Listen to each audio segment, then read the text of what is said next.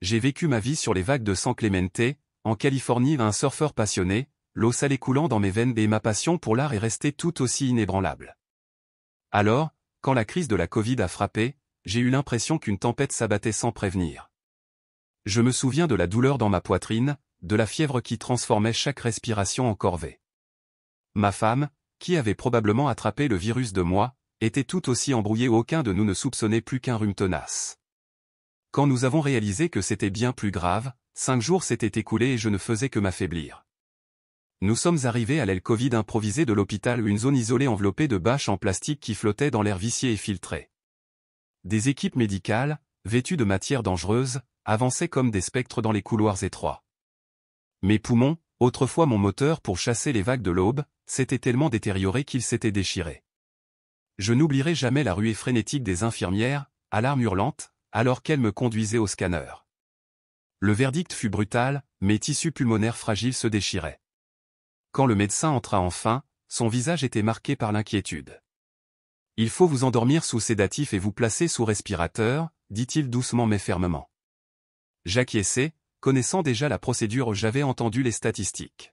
« La plupart des gens dans cette situation ne survivent pas », murmurai-je. Il croisa mon regard et me dit « Certains survivent ». Ma résistance instinctive s'éleva, je préfère ne pas être intubé. Il fut clair, si vous ne l'êtes pas, vous ne vous en sortirez pas, j'avalai difficilement ma salive. D'accord, concédai-je. Essayons le coma. Ce matin-là, ma femme m'a rejoint dans le couloir silencieux de l'unité de soins intensifs. Avant que le sédatif ne fasse effet, j'ai insisté pour passer 2 appels rapides, d'abord à mon fils, puis à ma mère, juste pour entendre leur voix une dernière fois. J'ai rappelé ma femme pour lui dire « Je t'aime ». Si Dieu me rappelle, j'ai fait tout ce que j'ai pu. Mais s'il vous plaît, ne les laissez pas éteindre cette machine. Sur ce, ils m'ont administré le gaz, et ma conscience a sombré dans le noir. On m'avait prévenu que les chances étaient minces, en moins de 20%. Le temps perdait tout son sens dans ce vide. Puis, presque imperceptiblement, j'ai émergé. Je n'avais pas de vision extracorporelle de moi-même, j'avais plutôt l'impression d'être libéré d'une cage. Ma toute première pensée fut d'une pureté surprenante, je ne suis pas ce corps. Libéré de ses entraves, c'était comme respirer le souffle le plus expansif du monde, chaque cellule s'éveillait, chaque battement de cœur témoignait de ma survie. Je me suis senti grandir, m'éveiller à la vérité de qui j'étais vraiment. Une présence immense et infinie a envahi chaque recoin de ma conscience, je n'étais pas seulement un corps ou un esprit, mais pure lumière et énergie. Cette prise de conscience m'a submergé en un instant, si bouleversante que j'en ai eu le vertige. Comment avais-je pu oublier cela? Les mots me manquaient pour exprimer cette sensation, j'étais aspiré vers le haut, à travers un tunnel lumineux, comme si un léger aspirateur me ramenait à la maison. À mesure que je me dissolvais plus profondément dans ce courant lumineux, mon sentiment d'identité diminuait, non pas parce que je devenais plus petit, mais parce que je me souvenais de l'infini. Ce que j'avais autrefois appelé moi-même n'était plus qu'un grain de poussière flottant dans l'immensité de l'existence.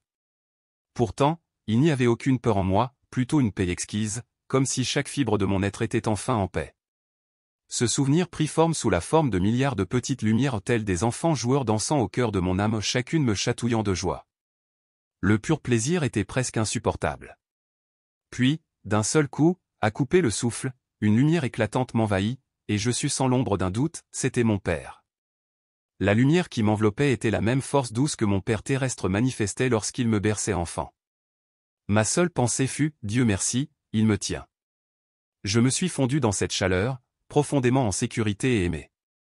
Mais c'était plus que de l'affection paternelle, c'était l'amour de tous mes ancêtres, chaque génération tissée dans cette étreinte, me guidant vers une étreinte intemporelle et infinie. Je comprends maintenant pourquoi les gens ont du mal à décrire une telle rencontre. C'était davantage une sensation profonde qu'un spectacle visuel, une énergie pure, sans horloge ni calendrier. À mon retour, j'ai eu l'impression que 1000 ans s'étaient écoulés, même si le temps s'était arrêté dans ce royaume de paix parfaite. Puis, sans prévenir, une autre force s'est abattue sur nous, une vague de lumière si intense qu'elle ressemblait à un courant jet cosmique. Elle nous a propulsés à une vitesse inimaginable, comme si nous foncions à travers les étoiles. Chaque petite étincelle de lumière en moi était balayée, et j'ai craint de m'éteindre complètement. À cet instant, j'ai cru sincèrement que j'allais cesser d'exister.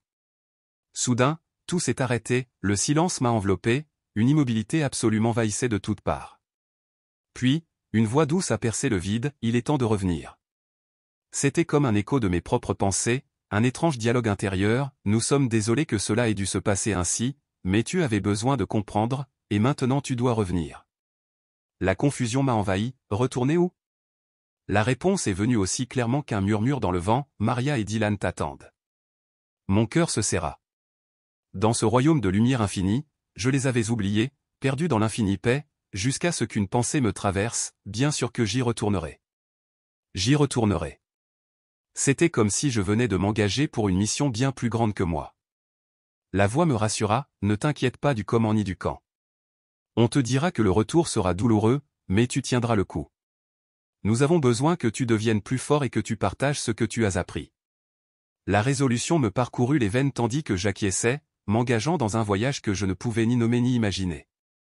Au début, le retour me parut sans effort, comme une plume emportée par une légère brise, dérivant vers le sol. D'accord, pensai-je, j'y retourne.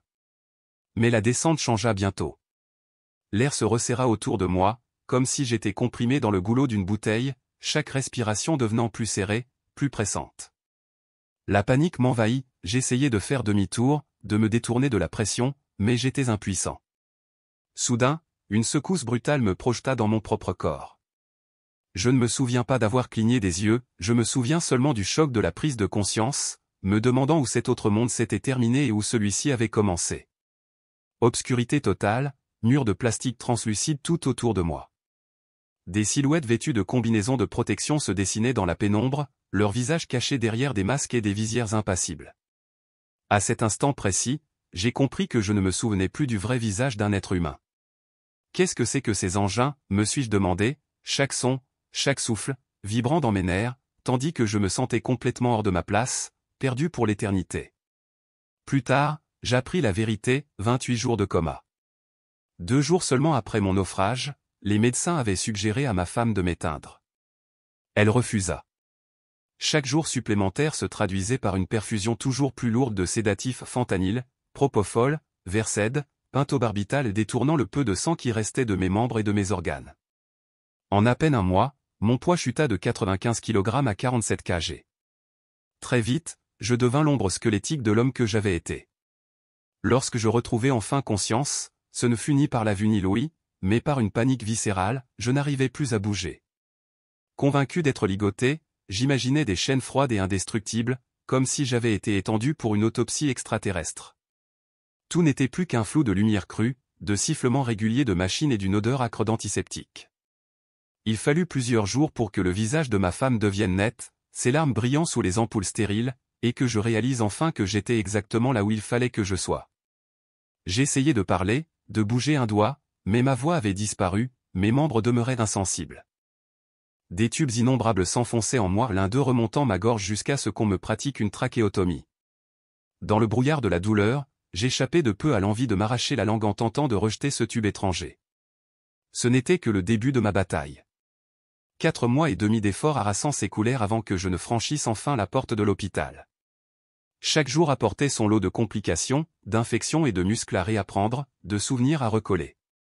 À travers tout cela, une vérité plus forte que la peur naquit en moi, même la nuit la plus sombre cède toujours la place à l'aube. Aujourd'hui, quand je parle de responsabilité, j'entends la rigueur absolue d'affronter nos erreurs, analyser ce qui a péché, sans excuse ni demi-vérité, et s'engager à ne jamais recommencer. À ce niveau d'honnêteté, l'illusion de soi n'a plus de prise, l'esprit est soit notre serviteur, soit notre geôlier, et je choisis la liberté à chaque instant. Je continue de méditer sur ce qu'il est possible de retirer de cette épreuve. Ma vie reste riche, une famille aimante, des amis fidèles. Je ne partage mon histoire qu'avec ceux qui souhaitent vraiment l'entendre. Certains se penchent, prêts à écouter, d'autres se détournent, trop fragiles pour entreprendre ce chemin. On ne peut forcer personne à progresser, seulement l'accueillir avec compassion. Il est normal de se sentir perdu, leur dis-je. Tu n'es pas seul, et tu n'as pas à craindre. Pour quiconque se met en quête de soutien, cette empathie bienveillante suffit souvent à tout changer.